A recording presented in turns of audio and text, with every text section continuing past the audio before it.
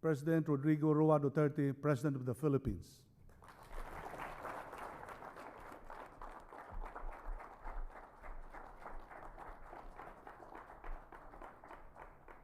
Kindly sit down. Salamat. Yung listahan, popo kayo. Tungin mo ipakita.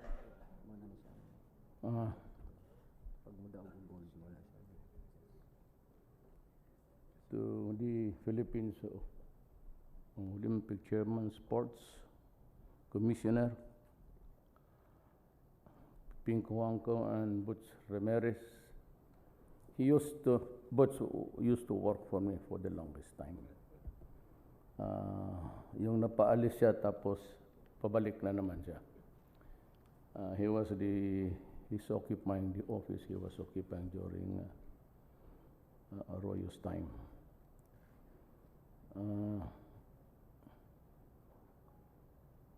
There are about 10 gold, silver is 5, bronze is 2. Ano ba itong at least naibigay na ba ito? Wala pa. Kapag manalo, ibigay ko lahat ng bayan sa inyo. I'll give you an island. But unsa ka na anyway, balihog kindly. Pasensya, hindi ako sanay mag-istorya na ganito. Well, we are in the discipline of golf, table tennis, taekwondo, swimming, lifting. This is a very limited area of sports discipline, but I believe that considering that we have only sent, it's not really a token, but a small delegation, maybe it's the fiercest and most competitive among all. Alam mo ho, it is sad that we cannot really finance the building of a human being into an athlete. Dito, contemporary times, because we get it from the provinces where they excel, but somehow at the start, they do not have the nutrition, they do not have really the skill at an early age. Nagko-collate pa ho tayo. We try to pick them up from the different provinces and to look for the best thereabout. In the sense that we are not really prepared or prepare them for an early age, an early training to spot them and from the crowd and build him to be a very good athlete at an early age. That's the drawback, and it is simply because of contemporary times. We do not have the structure really of getting the best, except for the athletic meets that we conduct regularly. Most of all is really at an early age. There's the proper nutrition. But somehow God has been kind to us in boxing. Kasi palaban nga ito, it's either do or die. Nag-i-excel ang Filipino dito. Foremost is really Pacquiao, who would be the hero of the ages of this nation. Then table tennis, ang mahusay dyan, ang mga Chinese. Diyan sila. So, and Singapore maybe. But mostly this field of discipline is cornered by them. Then we have the taekwondo. Medyo atin to. We can compete with this. Swimming, of course, weightlifting. I said we are not really built for such a task. But in golf, table tennis, maybe, we are built in such a way that we enjoy a sort of a mechanism, defense, the immune system that's better off than the others. Because, I have experienced that as mayor when I go into a relocation project and the dismantling of houses. You can just imagine, boy, the mosquitoes abound everywhere. And yet they're healthy and alive, and most of them are soldiers. We need to run as if they were not beaten at all. It would take a cobra of the African species to kill a Filipino. The local, ano bang tawag dyan sa amin, there's a dialect for that cobra wars. Well, I would like to just say to you, just try your best. You need not really kill to win.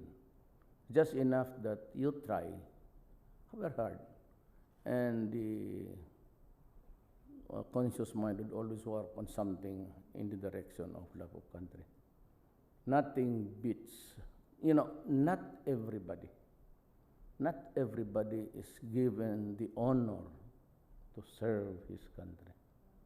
Of the 100 million Filipinos, plus 4, few are given, I said, the opportunity to be a part of a team or to be working for government, and it's not given to everybody. So that honor is very distinct in the sense of numbers. And yung sa loob mo. Kaya I'd like to tell you the truth. If I were to go back in time, hindi na ako magpasok dito. Because in terms of material, hindi ako magbubula. Kailangan mo. Like us, we have to work to death to earn a living and to have something. Pagtanda mo, you have to contend with medicines and hospitalization. Sino bang ayaw ng, ba't itong sa akin ngayon, to para itong 100 million Olympics.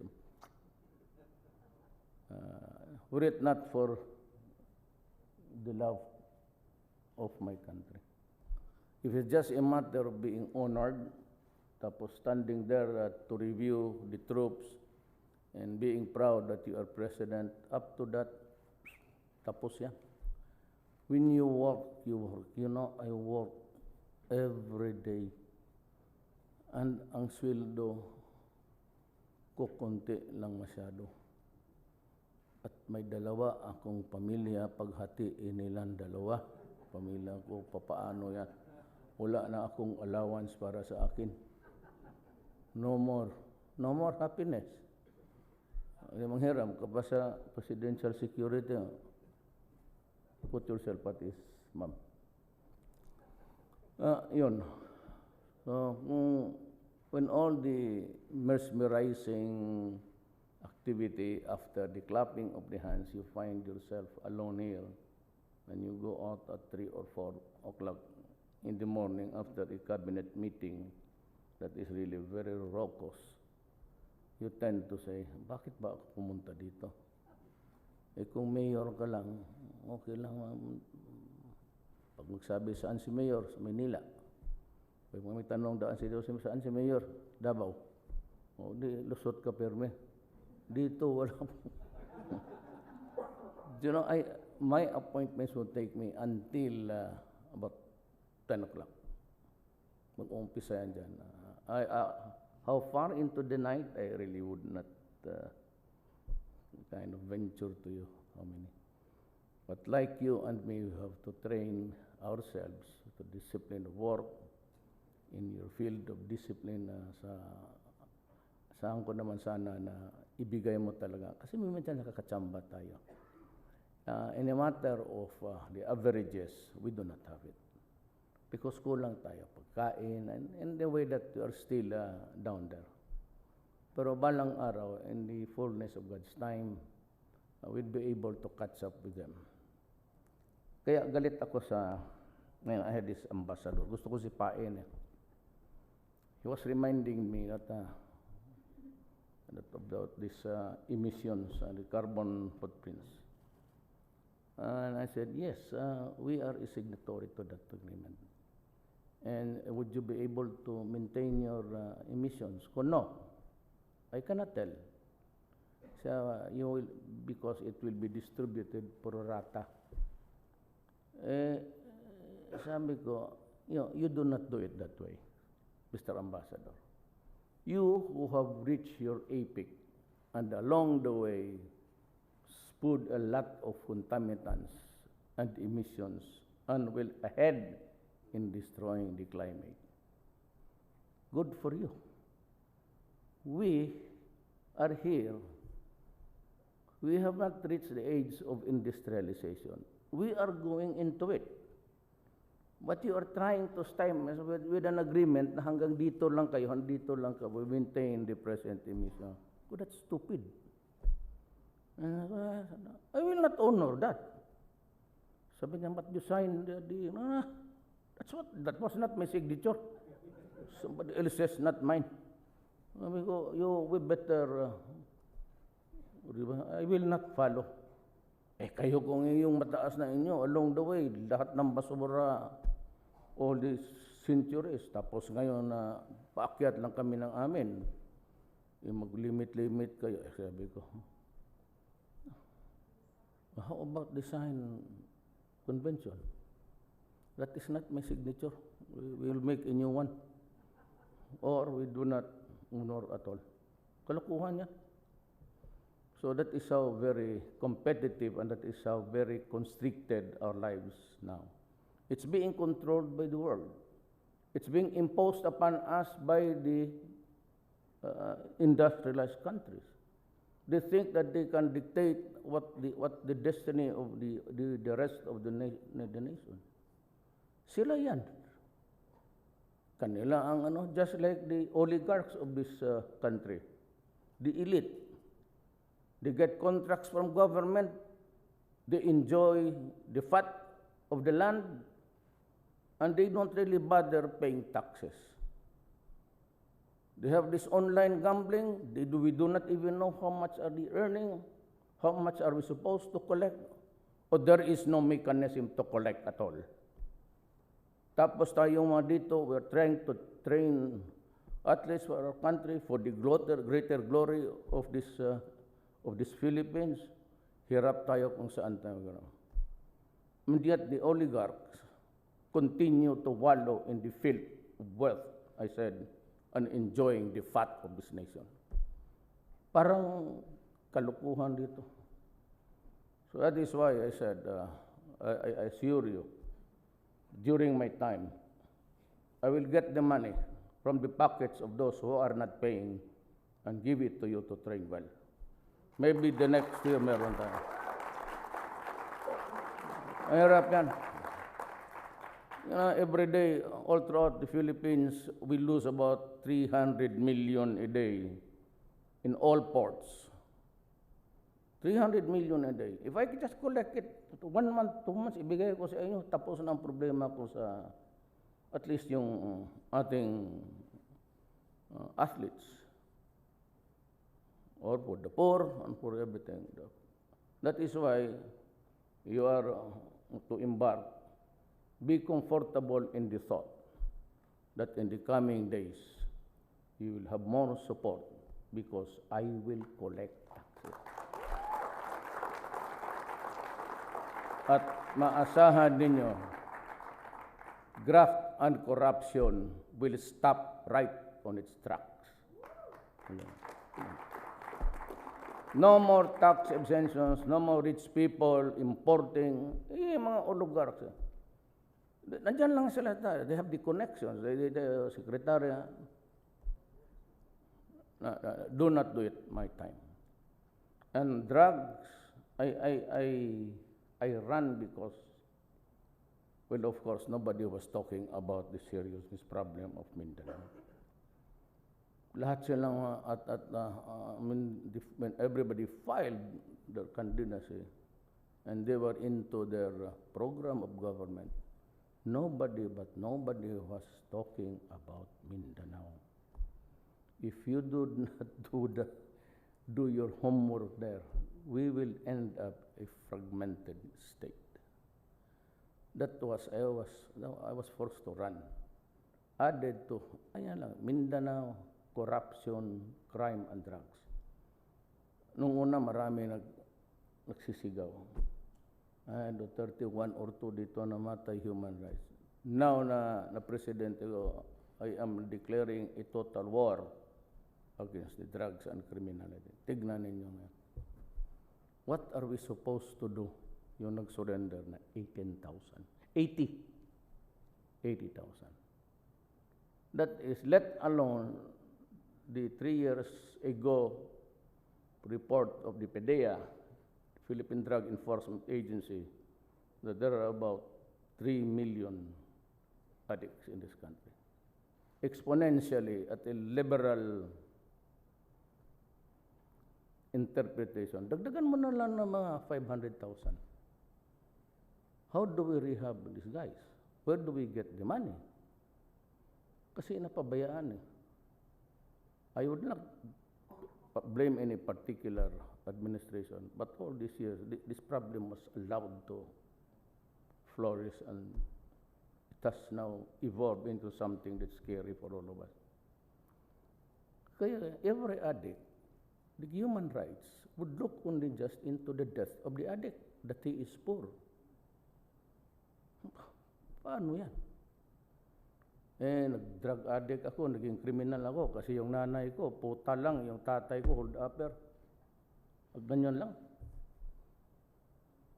That is your only reason to commit crime. Because you are into drugs, you have to have the fix every day. If you are not a son of a wealthy man, you go out to the streets to look for the amount to buy, and you go into a rape. Pag nabangag ka na, then you hold up ka. Lahat ng ginagawa, nakaw, pati bata. Sa bata, utusan nila magnakaw, tapos bilibilihin nila yung snatching. Do you think they are orchestrated by the child itself? No. Sila yung utusan nila magano ka. Then they buy the stolen goods. Pagbili nila, bigyan nila yung bata. That's why it's a conflagration of everything. Now, I said, I have a job to do. I have a promise to the Philippines. Mabuti pa na, gawain nila ito ang mga atleta. Kasi, but we have first to deal with the fundamental problem. It's the deterioration of our system. Now, bakit? Now, nakita nyo, the dimension of it all, the widespread use. Why? Because government allowed it to be that big. And sabihin mo, bakit dumating naman ganito? Dumating na ganitong karami at widespread, umabot ng thousands by thousands, because government or people in government itself were into it also. And I could not imagine a cadet of the Philippine Military Academy or the Philippine National Police na tayo ang nagbayad sa kanilang schooling, pagkain, lahat. Then when they are there, they become generals. They can't afford to commit treason against the country. It's a wartime crime, but amongst us, it's treason. Kaya nagdumating tayo ng ganito. Ako magpalambot-lambot ako, walang mangyari dito. So I said, at the beginning, remember all of you that I'm putting my stake at stake. My life, my honor, and even losing the presidency. Hindi ako atras dyan. Pag yan lang ang nagawa ko sa bayan ko, period. Tama na ako. But hindi ako atras dito. Not by the human rights, not by the religious, not by anybody, except my conscience, and because I have to save my country. Maraming salamat po. Thank you very much, Mr. President, for your encouraging words. Please be seated, ladies and gentlemen. At this juncture, we shall have our photo opportunity with the President. May we request the President for a photo opportunity with our guests. We shall have 4 batches for this purpose. Our first batch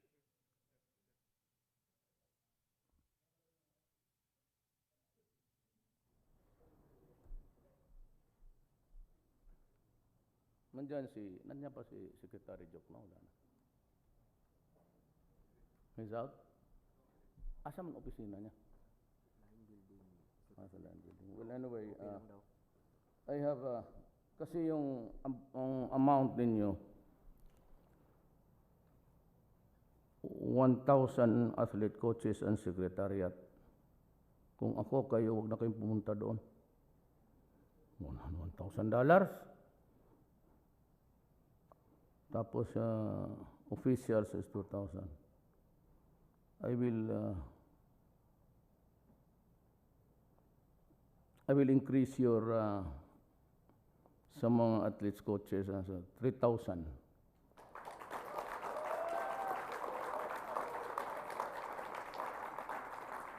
Ang mga official kasi mayaman na yan sila, 500 na lang. Hindi, 3. You'll have 5. Good enough? $5,000 for the... Huwag tayo magtingi. Huwag tayo magtingi. That's why, hindi naman cheapskate. But kung panahon sa nakawan pati gastuhan, ito, that's the reason why.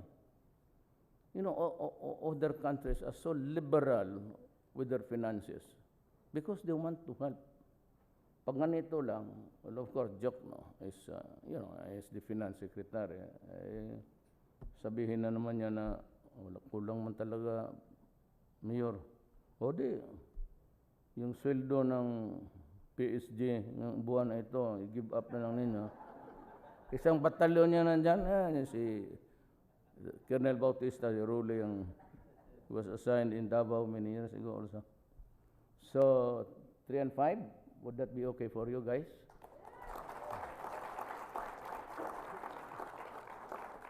O gusto ninyo dagdagan pa ng 2,000? Kung na-joke no, magalit. Maraming salamat po for your generosity, Mr. President.